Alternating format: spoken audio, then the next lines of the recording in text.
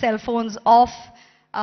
He will be talking to us about development in Andhra Pradesh. There is a very special milestone launch that all of you can look forward to today. So it's a brief program, a very focused program for all the entrepreneurs and industrialists gathered here today. We would very much appreciate your wholehearted participation. Thank you.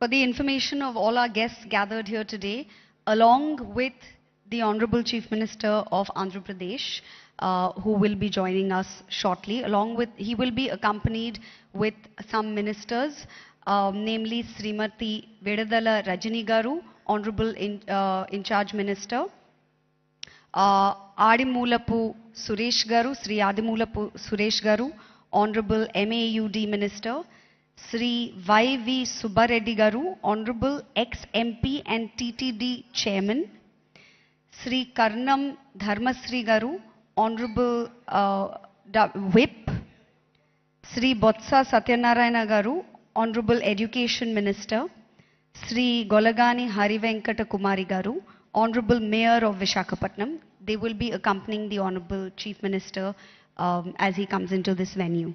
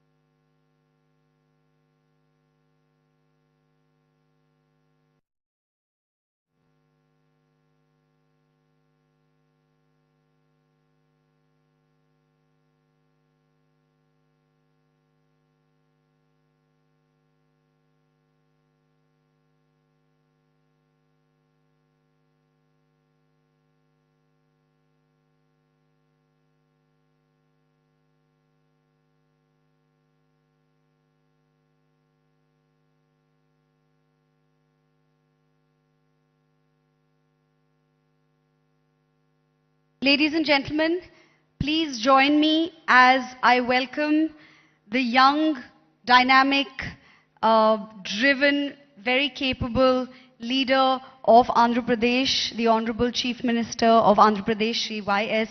Jagan Mohan Reddy Garu, who works tirelessly for his people, not resting a moment to celebrate what has been achieved and moving on effortlessly to the next endeavor for the betterment of the state of Andhra Pradesh and thereby the well-being of the people of Andhra Pradesh. I think he understands well that the development of the state goes hand in hand with the development of the people of the state, and to that end he's here today to engage with all of you industrialists of the state and beyond.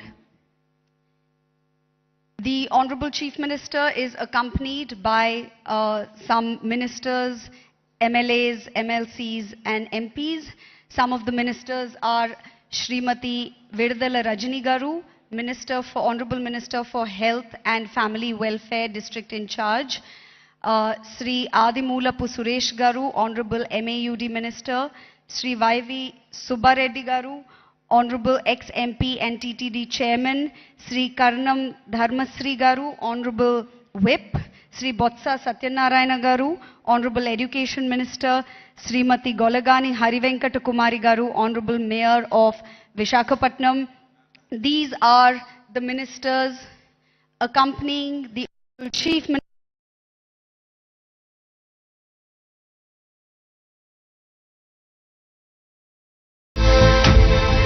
for the development of the state and thereby for the development of the people of Andhra Pradesh. Ladies and gentlemen, please join me as I welcome the Honorable Chief Minister of Andhra Pradesh, Shri Y.S. Jagan Mohan Reddy Garu.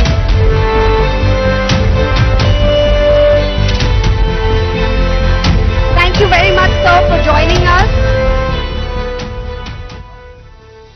On behalf of the people of Andhra Pradesh and on behalf of all the industrialists, the industry leaders, business leaders and entrepreneurs who are gathered here today, I would like to thank you for creating an atmosphere for both development and dialogue, of which was born the Development Dialogue of Andhra Pradesh 2024. May I request you, sir, to please engage with the audience and tell them more about this initiative in your own words.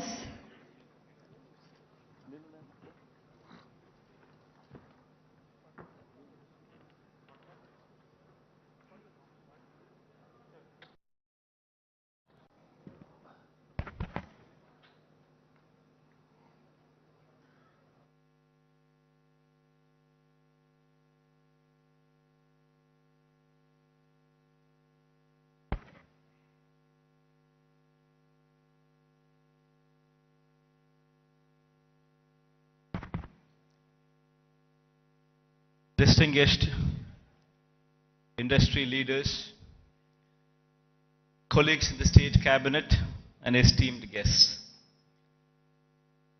I think koncham Telugu, koncham English, I think I'll go together. Because, target audience is just not some of the people present here.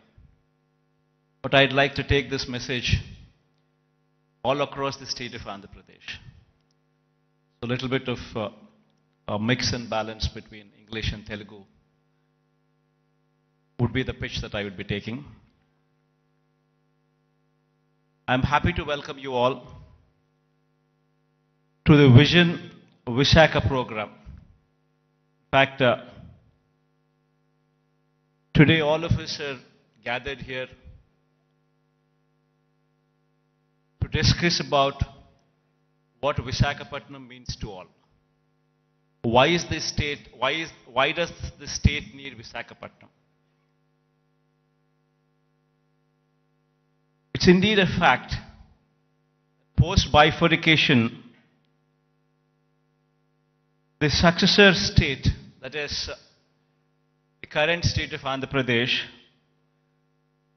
has rendered a more an agrarian one. In fact, if one were to compare the figures of what the average contribution of primary sector into GSDP were to be at the national level, when compared to the agriculture sector,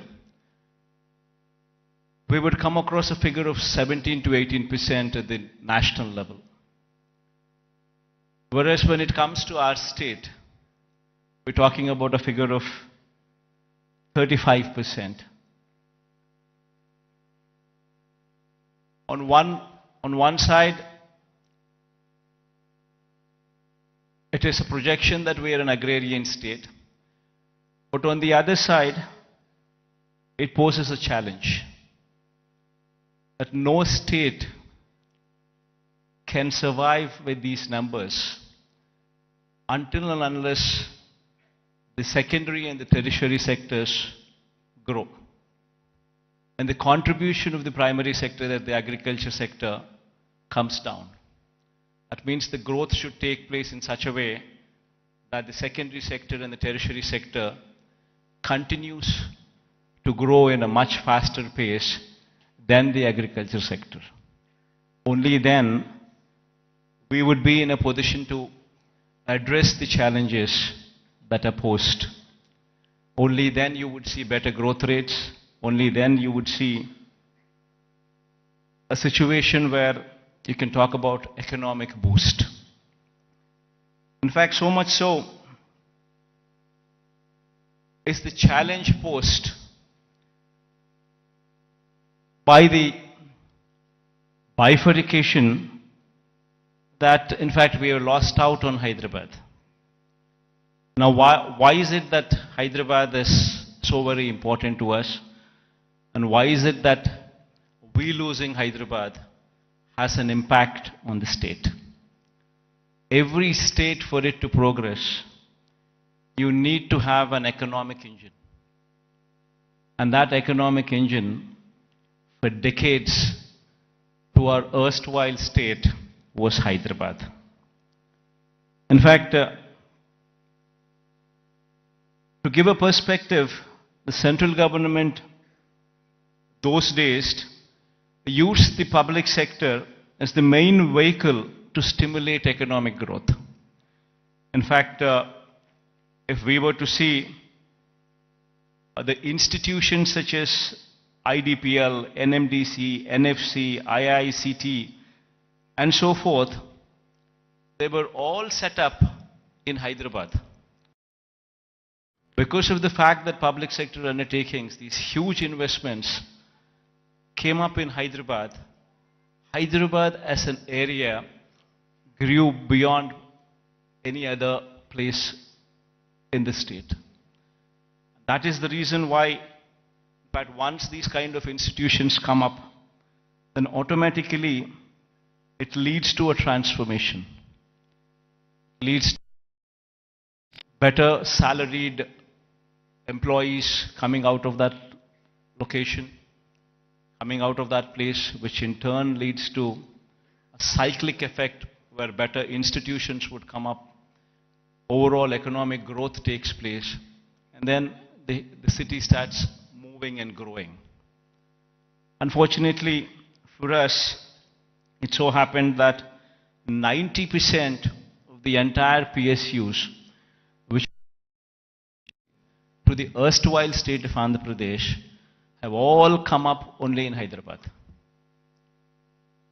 And because of that, Hyderabad grew at a much faster pace than any other place in the state. In fact, so much so that the services sector in Telangana, for instance, is now currently positioned at a 62.87%, the tertiary sector, whereas the national average is 55%.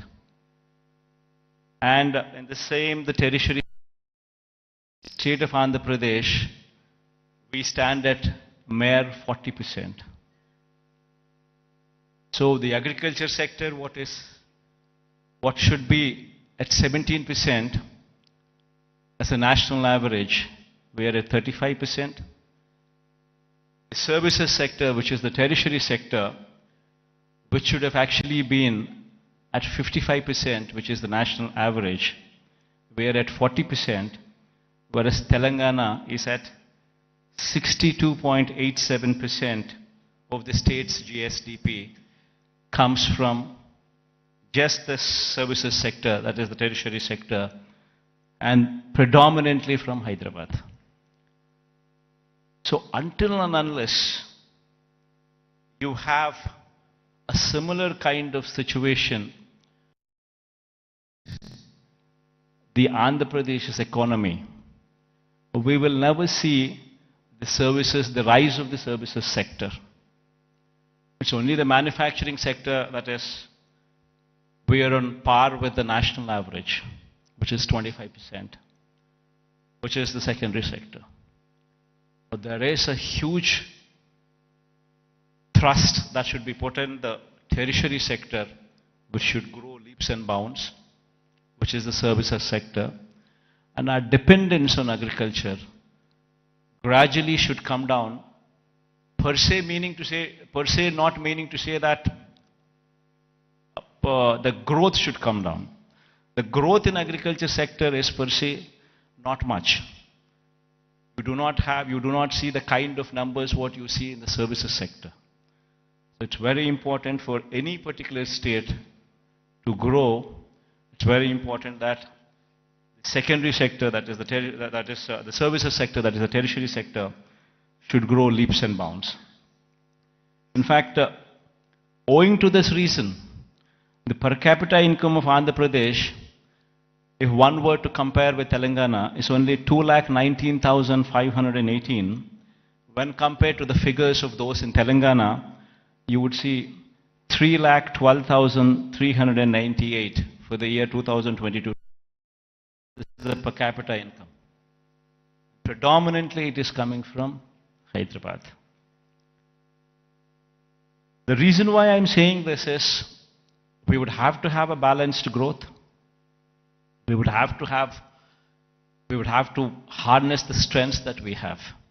We have a huge coastline of our second largest coastline, in fact, in the country. 974 kilometers of coastline. Now, this is one potential that we need to harness to ensure that we have an economy which is port-led economy, which would support the manufacturing side. While we support the manufacturing side through port-led development, developing our 974-kilometer coastline with various nodes, industrial nodes coming up closer to the ports. While we do so, we also need to strengthen our services sector, developing Visakhapatnam, developing Vizag. It's got to be a mix of both. Only then we would see this kind of growth rate.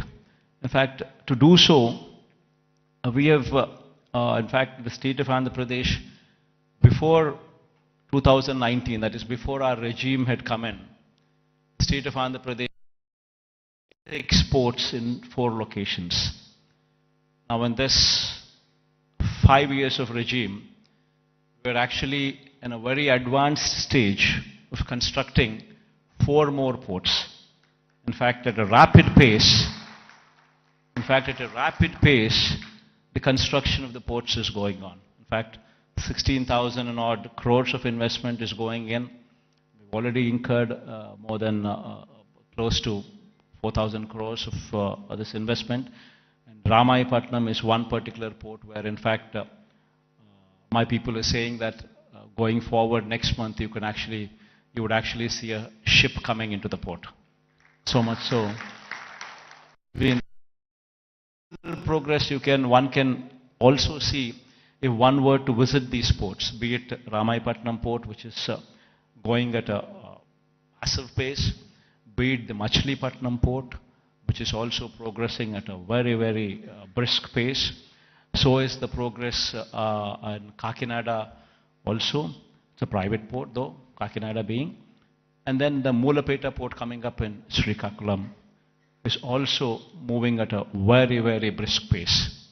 Three of them are coming up in government sector, one of them is coming up in the private sector. All four are moving in a very, very brisk pace.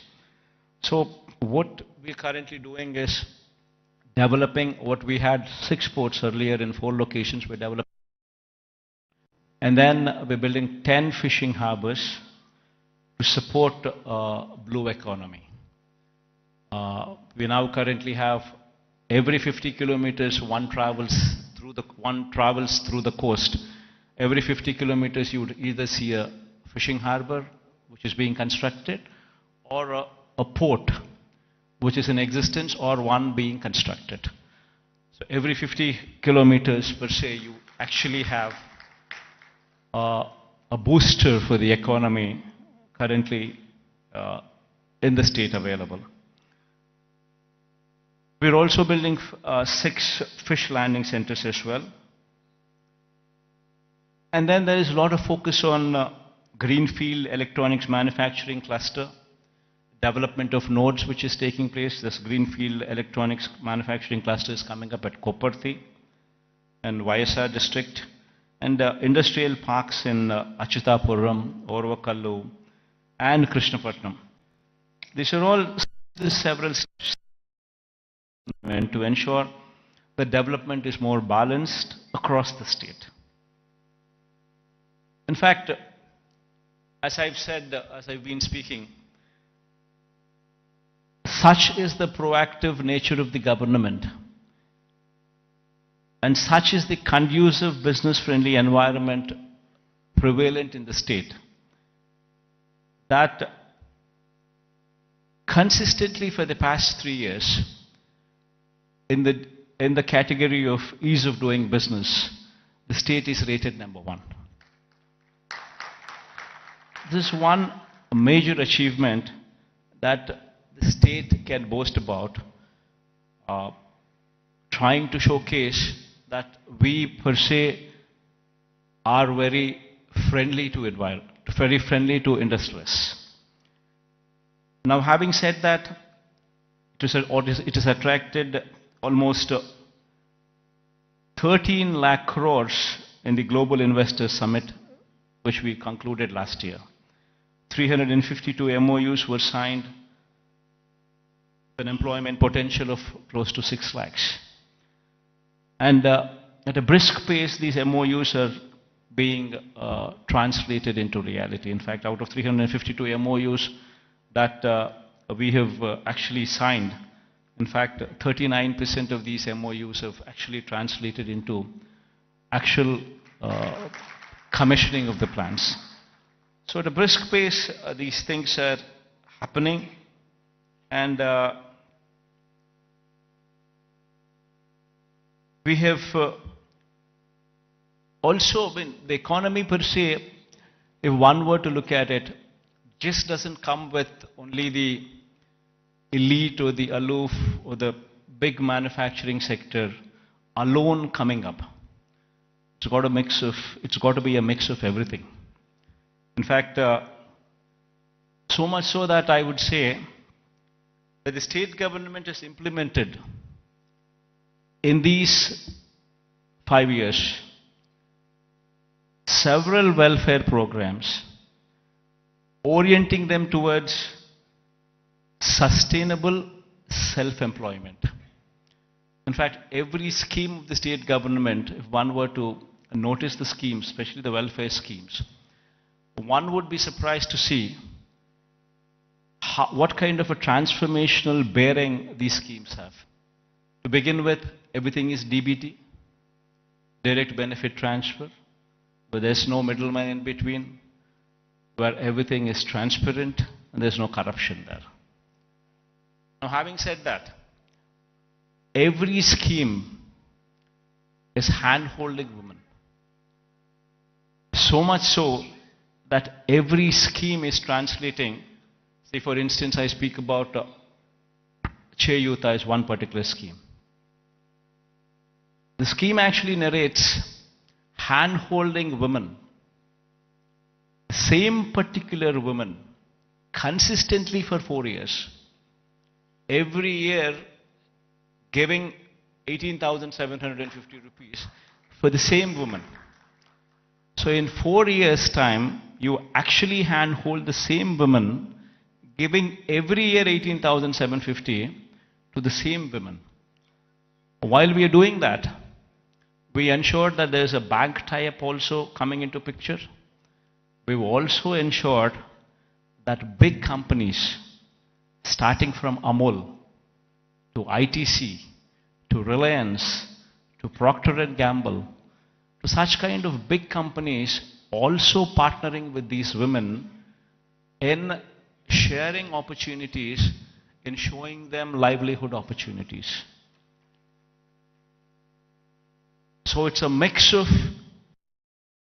the same women so that these women stand on their feet. Likewise, if one were to see every scheme that the state government has been undertaking in these 5 years, every scheme is a combination of livelihood opportunities, either provided to strengthen the current existing livelihood opportunities or to create new ones. In fact, if one were to actually look at how the employment cycle goes, most of the employment cycle doesn't come from government employment. Government employment per se, before we had come in, probably we had 4 lakh jobs in government sector. And probably government being very proactive in actually providing for jobs could actually create another 2 lakh jobs, which is actually very high. Before we had come in, we had 4 lakhs for decades. And after we had come in, we actually created 50% more jobs in government sector. But that is where it can end. It cannot go beyond that. You're talking about 4 lakhs being to 6 lakhs. Then per se, the big industrialists also, when we were to speak of, if one were to see the translation of opportunities of jobs actually created per se for investment that is actually put in, would probably translate to probably 1 crore of investment translating into one particular job. Not much. Maybe adding to another 2 or 3 lakhs, not beyond that. The major contribution comes from 3 other sectors. One is agriculture, which actually constitutes 62% of the workforce. Now what we have done is support agriculture, where in fact the best part in agriculture is, the challenging part in agriculture is, even though the fact still remains that 62% of the population depend on agriculture, the fact is 50% of the land holding is less than 1.25 acres, that is half hectare. If one were to translate this land holding into, for calculation's sake, as to up to 1 hectare, if one were to take into consideration, then you're talking about 70% of the land holding is within 1 hectare. We have very small and marginal farmers, and if these small and marginal farmers do not make money, the economy is shattered. What we did, what we could actually do, is come up with those initiatives to handhold farmers through RBKs, setting up of Raitu Bharosa Kendras, where every village has one, where you have an agricultural graduate sitting in those villages, in those RBKs, where everything from seed to sale of crop is handheld through these RBKs. And with such kind of micromanagement, also incentivizing farmers with production incentives as well, that farming sector could survive. This is one major sector which actually comes to give you a support for the employment. Then the other major sector, which is another sector which actually supports, is MSME. MSME is also, if one were to speak of, Talking about if industries, mega industries, big industries constitute maybe 3 lakh, 4 lakh jobs. You're talking about MSMEs, which actually constitute more than 30 lakh jobs. There per se, the employability rate is more. Every MSME is small, but yet employs more number of people when conversion ratio takes place from investment perspective. But these 30 lakhs, these 3 lakhs, these 4 lakhs, these are not the numbers. Dominantly self-employed sections. Self-employed sections constitute a primary more than 1.5 crore population, which actually doing well for the economy to do well. And through various schemes, various platforms, we've ensured that these self-employed sections are handheld, given support through various schemes. I'll give you an example. Before we had come in, we were talking about self-help groups, which actually constitute more than 1 crore of women. Before we had come in, these self-help groups had an NPA and outstanding loans to the extent of 18%. Today, the same self-help groups, the outstanding loans and the NPAs, if one were to look at in this sector now, it is just 0.3%. And 1 crore of women livelihoods are dependent on that. Same word, if one were to see the same thing, in every scheme like Vahana Mitra, which talks about self-employed sections who actually are driving the cabs, or actually driving the autos. If economy there fails, the entire state fails. We're talking about barbers.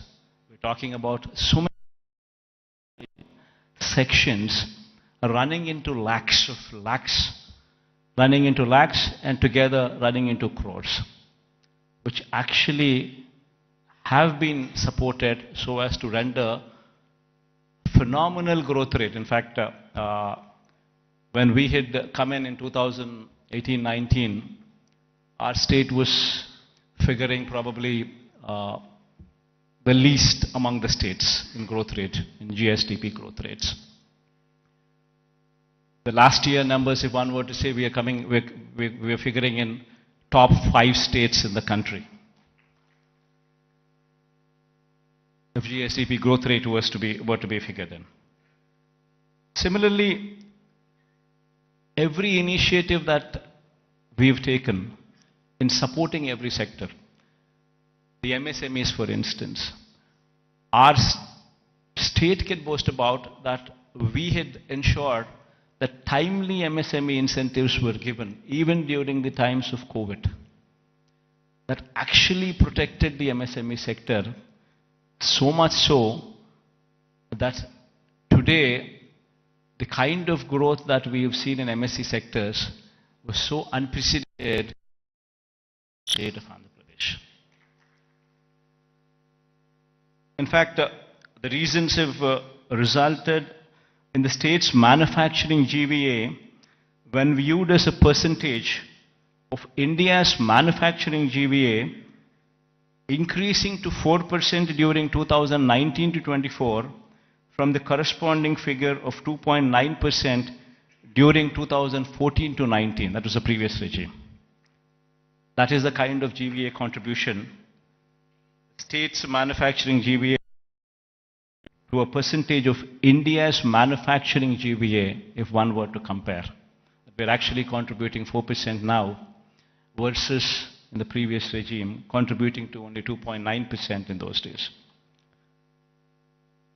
As I've said, the state's services sector contributes to only 40% of the state's GVA when compared to the national average of 55% and when compared to Telangana's state's average of 63%. Now, this is a position that was occasioned by the state's bifurcation that has deprived Andhra Pradesh of Hyderabad city and the economic benefits associated with it.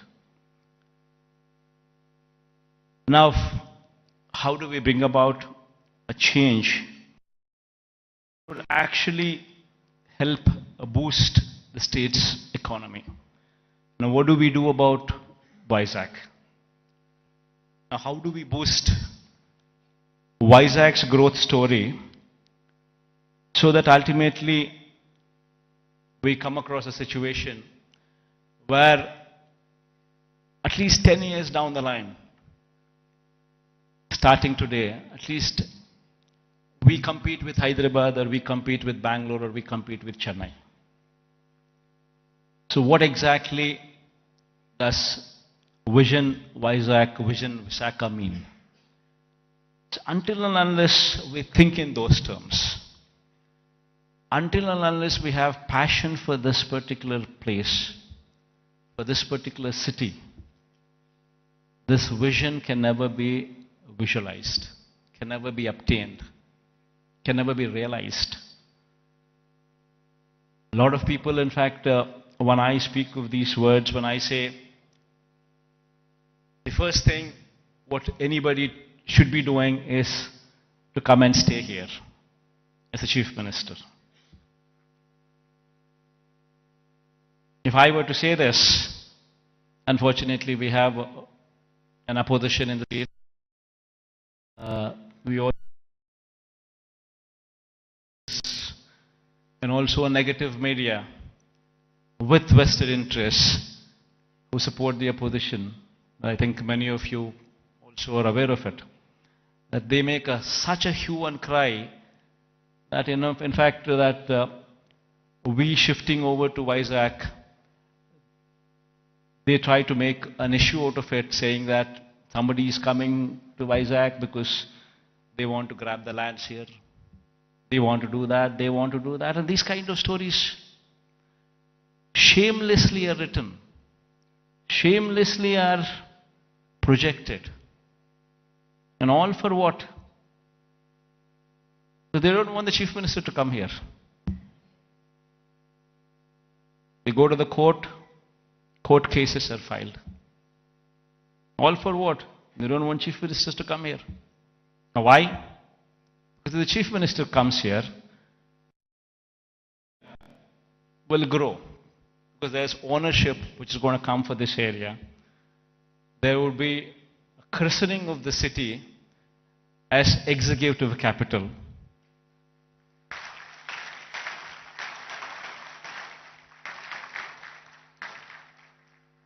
So they don't want the chief minister to come here because they have vested interests elsewhere. They bought land before the capital could be announced elsewhere. Thousands of acres in private hands, Benami lands. And they're all scared.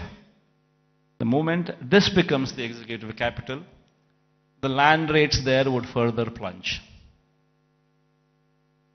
And because of this vested interest, today, Vizag has taken the beating. So going forward, I'm here to assure everybody here that there would be changes, because this is inevitable.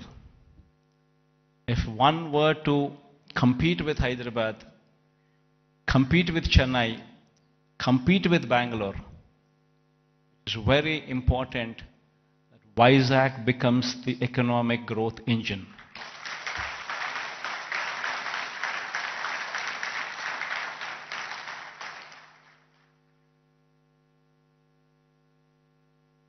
That is, in fact, if I were to have any vested interest, probably I would be speaking about Kadapa.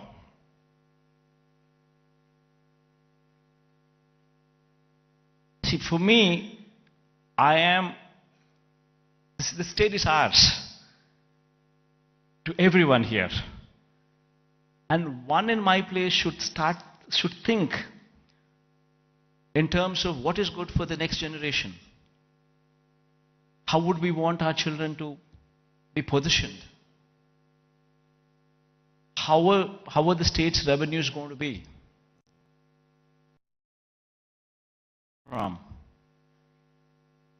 And how exactly can we boost these revenues to support the growth of Andhra Pradesh?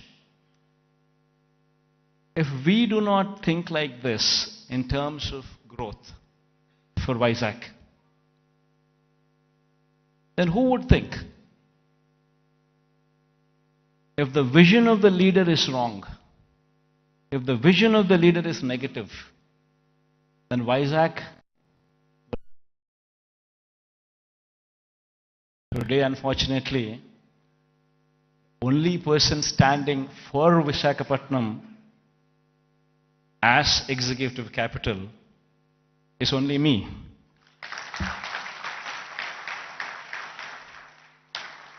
Unfortunately, this is the reality. Fighting against the entire opposition, fighting against vested interests of the media, everybody wanting that Visakhapatnam is not declared as executive capital. This is the reality. Everybody should keep this in mind, understand this reality. Now, moving further, Vizag would have to develop. I'm assuring you, cases going on, we have too many people trying to oppose everything. But I'm assuring you, post-election, my stay would be in Vizag.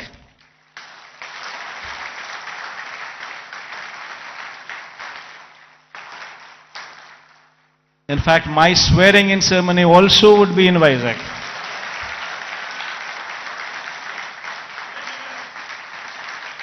This is my commitment to Vizag. And now, what is the vision for Vizag? See, we need to have a 10-year vision. We would have to own this city, christen the city as executive capital, become part of the city, and have a 10-year vision. You know, we need to have a roadmap which is workable, which is doable. It cannot be a roadmap where we just dream big but yet achieve nothing, because it is impractical. Not so. We need to have a practical solution, we need to have a practical approach, and we need to have a vision which is realizable in 10 years' time. Of course, this vision is one vision which cannot be alone done by the state government. It would have to be the state government, it would have to be the central government, it would have to be a PPP model, it would have to be encouraging private people also to become part of the vision.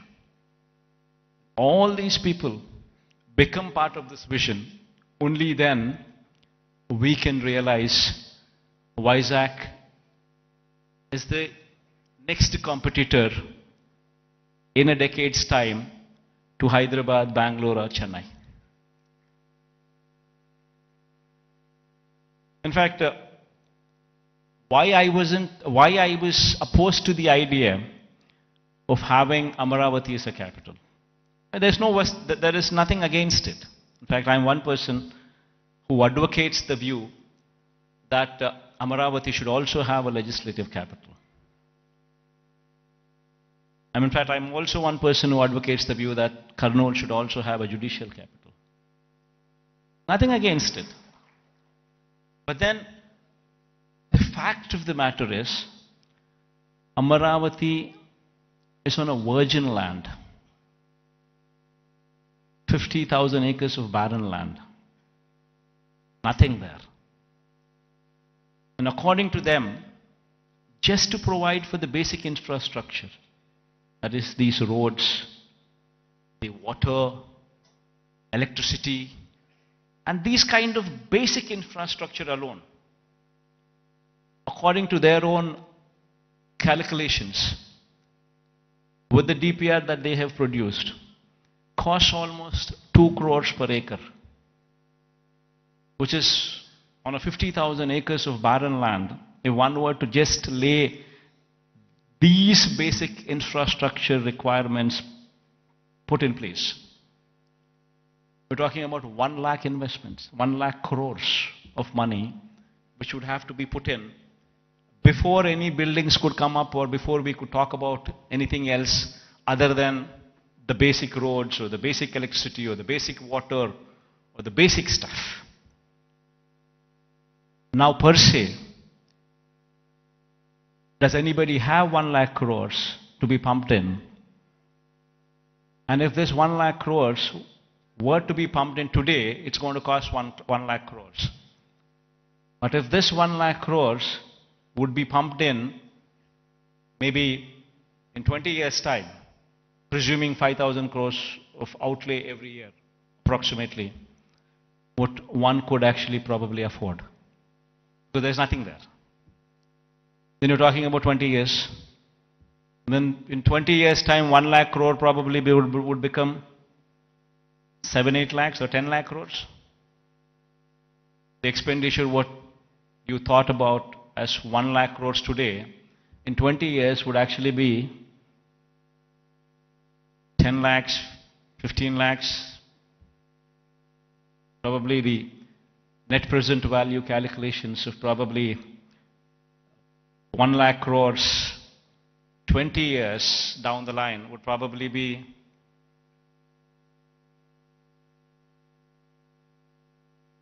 one were to calculate 1 lakh crores today, 20 years down, it would be 10 lakhs, 15 lakhs, 20 lakh crores.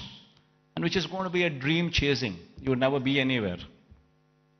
That is the reason why I say I'm nothing against it. It's only something that we can't do it.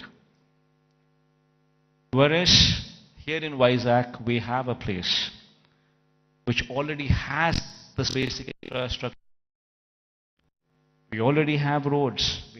We already have good roads. We already have electricity, good electricity. We have good water connections. We have good everything. Basic infrastructure is already put in place. So all what we need to do is, given that finishing touches, just give it a little bit of finishing touches, and it would transform into something much, much, much bigger. And what are those finishing touches that we need to give? An iconic secretariat. The moment we shift here and christen it as executive capital, you obviously would have the entire employees also come and station here, for which a secretariat building. Why construct an ordinary secretariat building? Construct something iconic, which would stand out, which would attract the entire country to see. An iconic secretariat, an iconic convention center. People talk about one of Geo Convention Center. The latest, the biggest, the best. These are the names that they give. If we have something like that, not much of a cost. Why can't we have one here so that the entire world, entire country looks up? Iconic stadium. There's one in Ahmedabad. Investment is probably 800 crores, 1,000 crores. Not much of an investment. But the entire country talks about it. Entire country talks about that stadium. And whensoever a match is played between the countries, that stadium is glorified. It is spoken about by the entire country. Entire world sees that stadium. All these that I speak about are iconic. All these, if they were to be commissioned, would actually pitch Vizag on the global scale, would draw eyeballs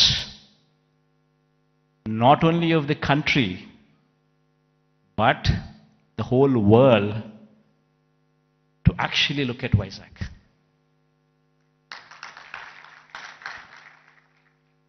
What we have envisioned for Vizag, iconic secretariat, iconic convention center, iconic stadium, Institute of Emerging Technologies. One beautiful institute wherein the talent for any emerging technologies is tutored here. If our students could be given that kind of skills, tutored here, this would be positioned as something else. We have the Bhogapuram International Airport coming up. At a very brisk pace, the work is happening. And within the next 15 months or 18 months, this project would actually see the light of the day. It's moving at a very brisk pace. Then connectivity to the Bhogapuram International Airport. A 6-lane beach corridor road with beautiful green lawns on either side of the roads. 6-lane road to Bhogapuram International Airport. They're talking about a metro rail. Our Vizag is probably the only metro, I guess, which does not have a metro rail. So getting funds for metro rail per se, I don't think it's that difficult.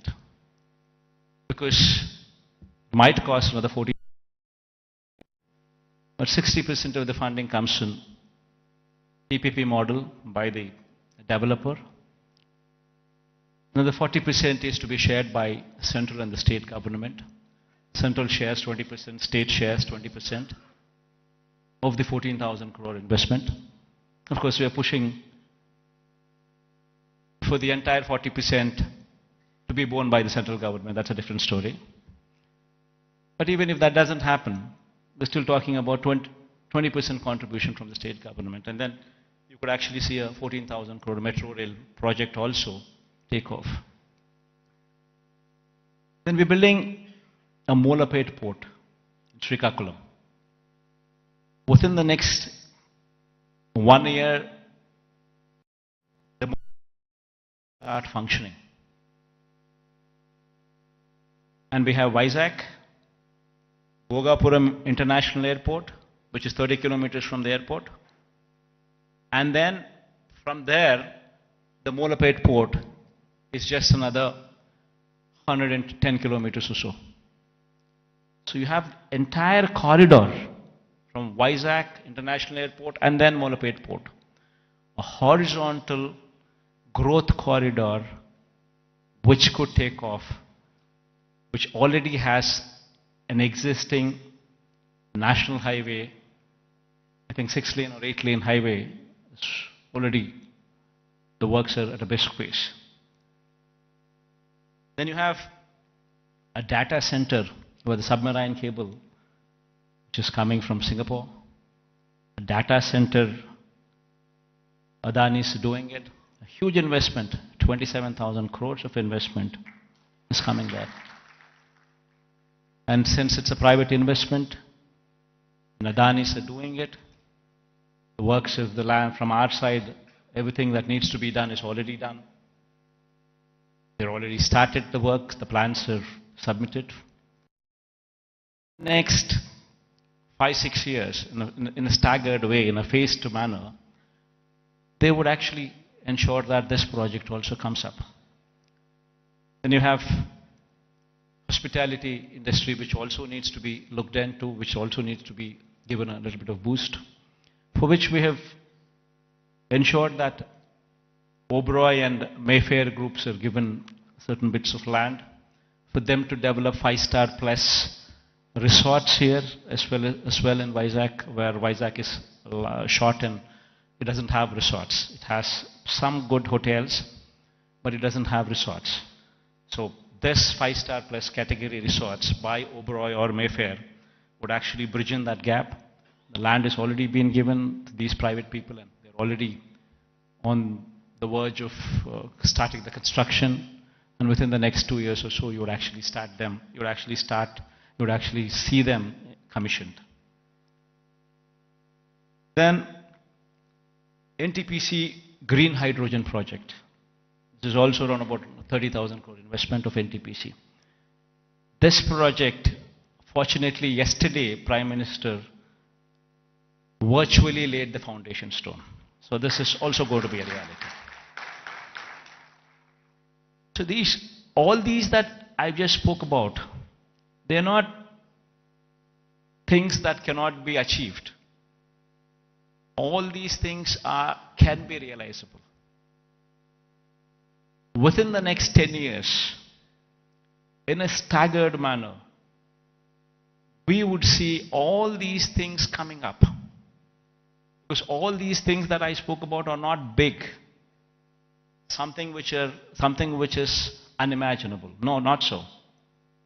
All these things are realizable because they're not something, they do not pose those numbers which would actually say they are not realizable. And there is of course one aspiration what I'm trying to negotiate with the Prime Minister also. This thing goes well, we would have this as well. A high-speed rail corridor from Hyderabad passing through Vijayawada, then Vijayawada to Bangalore passing through Kurnool and Kadapa. But this is an aspiration. If it happens, it happens. Even if it doesn't happen,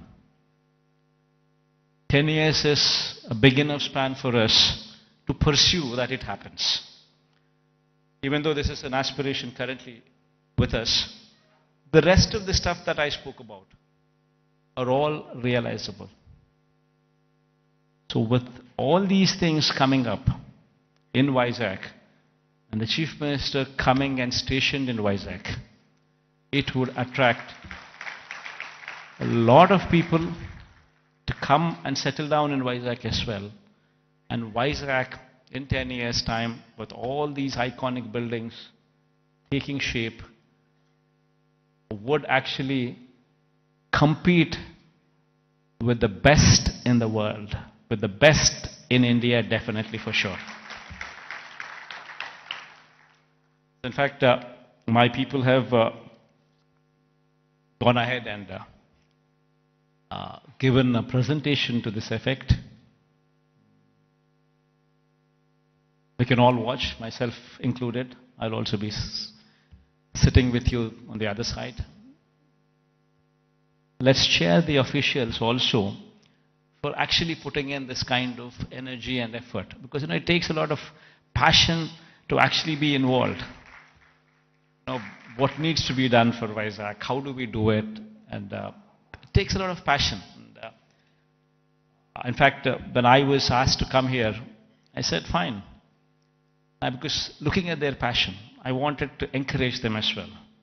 And I also wanted to give a kind of confidence to the people of Vizag in particular, that yes, Vizag, in spite of all the difficulties and hurdles that were posed, we will prevail, we will survive, and we will bounce back, is what the final message would be. Thank you all for patient hearing. I hope that we all share this dream and it will be realized at the earliest. Because I can't repeat the whole thing in Telugu. I tried, but then I thought again I'll deviate. Maybe some other occasion in Telugu. Maybe some other occasion in Telugu I would do so.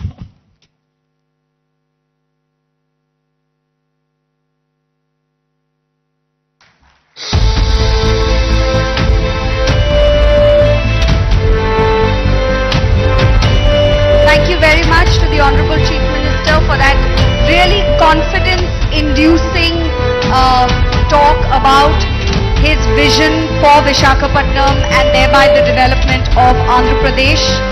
Truly, truly confidence-inducing and very, very inspiring. Thank you very much, sir, for the confidence-inducing talk on your vision for Andhra Pradesh.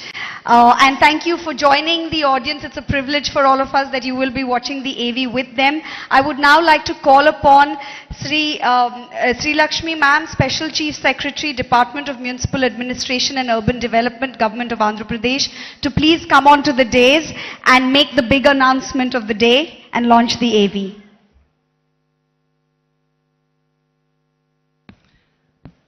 I thank the Honorable CM for his brilliant address on his vision for the development of Andhra Pradesh and Visakhapatnam.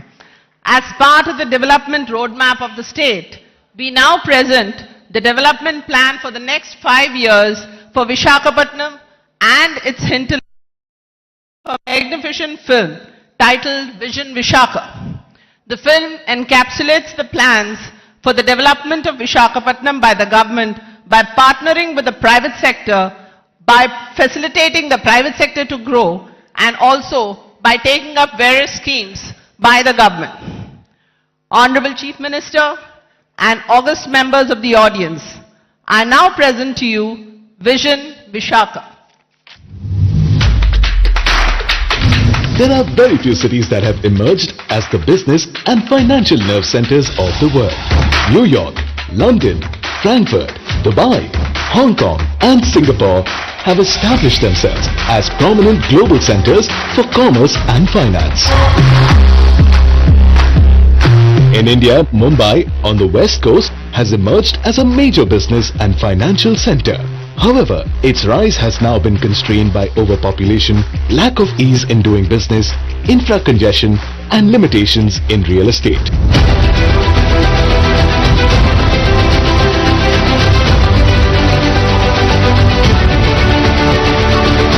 Located on the east coast of Andhra Pradesh, Visakhapatnam now holds the potential to compete with some of the best cities in the world in development, innovation and natural scenic wonders.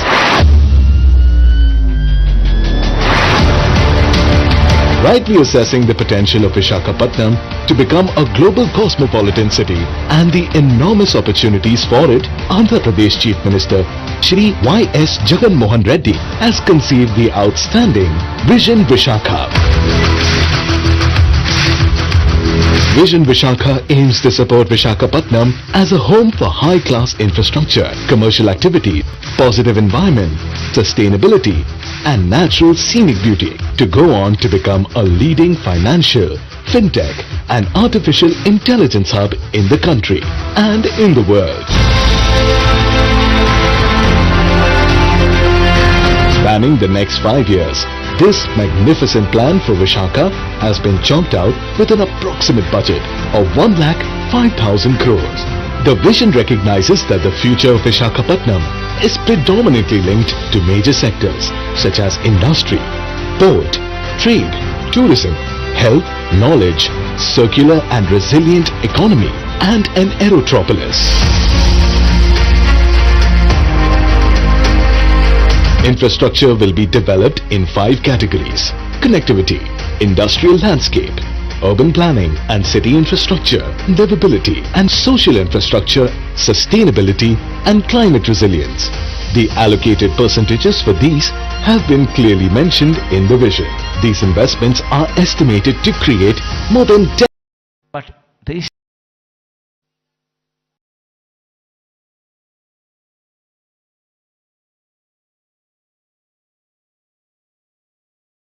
In the NAC BSE listed realty sector, KBC Global Limited